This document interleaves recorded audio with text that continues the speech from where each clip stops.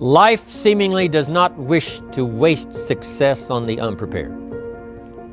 Life says, why waste a fortune on this person? They're not prepared to do the right things with it. They're not prepared to use it wisely.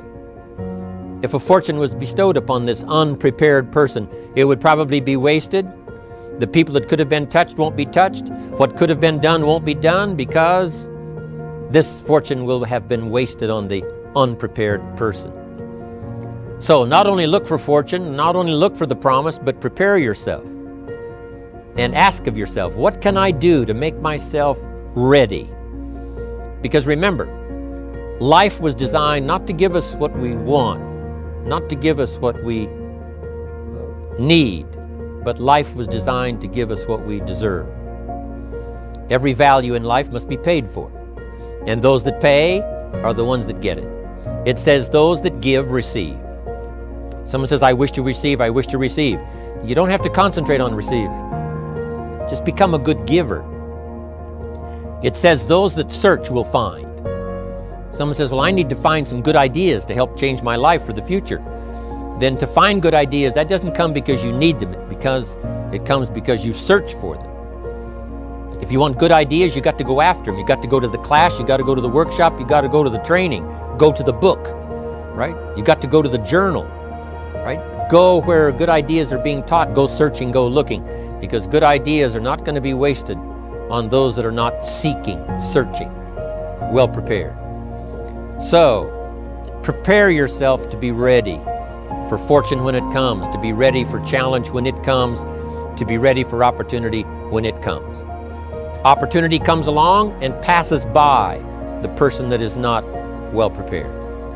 I want to prepare myself this year for next year. Yes, I wish to be effective this year, but I'm also thinking of ways, how could I be better? How could my ideas be more powerful? How could they be sharper, more clear?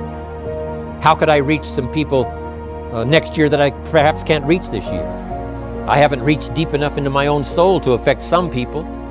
Some people just pass by and say, hey, what a good speech. But how could I make it stronger than that, deeper than that, more powerful than that? I cannot be as powerful as I could be next year.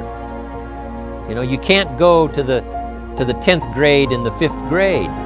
You just got to go through the grades. But the more you are prepared, when the 10th grade finally comes, now you can cash in and get 2 times, 3 times, 5 times more value from it by being prepared. I want to do my best this year for Herbalife, but I also want to get ready for next year, 1999. And then when the year 2000 comes, at the turn of the century, I want to be well equipped by language, by instinct, by temperament, by personality, by influence, to really be valuable. That's my goal. I'm sure it's your goal. If you really want to develop the power of positive thinking as a habit, as a lifestyle, as a strategy for success, then decide right now to find something to appreciate from any seemingly negative person or situation, and develop the habit of giving compliments. See, if you really want to have some more positive feelings in your life, you got to keep focusing on what's right. You got to get curious. And most importantly, you got to find something to appreciate even in the tough times. Because in reality, as we've talked about so often before, the toughest times in your life sometimes provide you with the real resources to change your life. So what we've got to do is find something to appreciate. Not someday when things work out. We got to appreciate where we are right now. And this is something I talked to my daughter Jolie about today. Because she's in an experience today where I thought, well, gosh, she's not being very positive. I'm going to talk about positive thinking. Because she came in to see me and she's feeling really sad. She's feeling really down, feeling really frustrated. And you know what her problem is? Her problem is she tried out and won the right to be amongst 3 girls who dance in the electric light parade at Disneyland. And that was about 3 or 4 months ago. She's been going there after school every day, driving from San Diego up to Anaheim, burning herself into the ground, getting up and going to school to be a straight A student still, and trying to visit with her family and her boyfriend. And she found herself maxing out. Now think about her problem. Her problem is that she gets to be at Disneyland and fulfill a childhood fantasy. Her problem is that she loves her family and wants to be with them as well. Her problem is she loves to be at school and really do that. Her problem is she has so much abundance that she has to figure out how to get it all in one day, and she can't do it. And she's physically burning out. That's her problem. And you know what? She says, gosh, I want to be home. I want to be with you guys and all these things. I don't want to miss out on all this great time we have together. I want to be with you guys. I said, but honey, look what you're doing. She goes, yeah, I don't want to miss out on Disneyland either. I don't want to miss out on my career and what I'm doing and what's going on. What's the problem? The problem is she's finding out what's negative in both situations. She's focusing on what she doesn't have instead of what she does have. Now, I could be negative about that and say, gosh, be more positive. But you know what? In reality, I realized being negative in this situation may not be bad. What do I mean? I don't mean being negative. I mean being intelligent. I mean being critical in your thinking. Seeing what you don't have is sometimes useful too. This is what I promised you in terms of the power of negative thinking. Here's how negative thinking can be useful. I sat down with her and I said, honey, let's look at the advantages and disadvantages of both. Let's not just be positive. Let's look at it.